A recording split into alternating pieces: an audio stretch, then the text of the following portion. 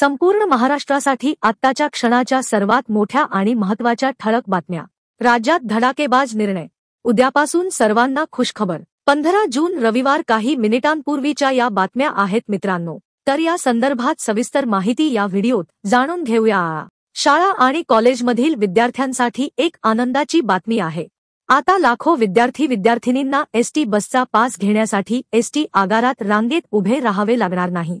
16 जूनपासून एसटी प्रशासनातर्फे ST pass थेट तुमच्या शाळेत ही विशेष मोहीम राबविण्यात येत आहे।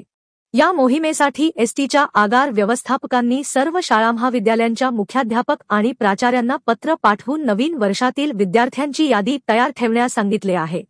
पुरवलेल्या यादीनुसार एसटीचे कर्मचारी थेट शाळांमध्ये जाऊन विद्यार्थ्यांना आणि विद्यार्थिनींना त्यांचे पास देतील।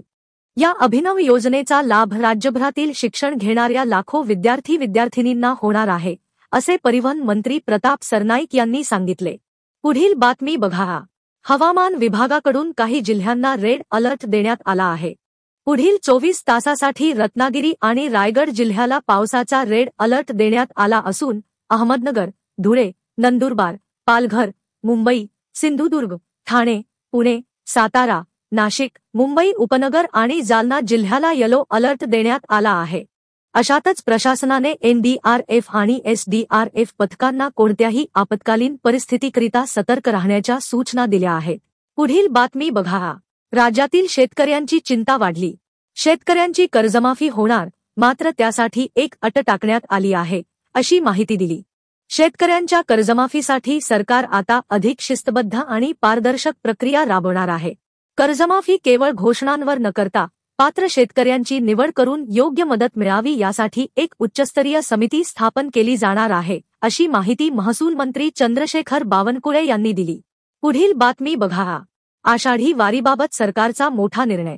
मुख्यमंत्री देवेंद्र फडणवीस यांनी मुंबई येथे बैठक घेऊन पालखी सोहळ्यासाठी वारकऱ्यांना उत्तम सुविधा देण्याचे निर्देश दिले आहेत।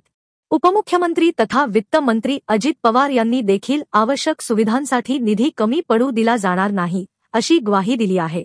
प्रशासनातर्फे व्यापक स्तरावर नियोजन करण्यात येत आहे। मागील वर्षाप्रमाणे यावर्षी देखील प्रत्येक दिंडीला 20,000 रुपयांचे अनुदान देण्यात येणार असल्याने दिंडीतील वारकऱ्यांसाठी अधिक सुविधा उपलब्ध होऊ शकतील। पुढील बातमी बघा।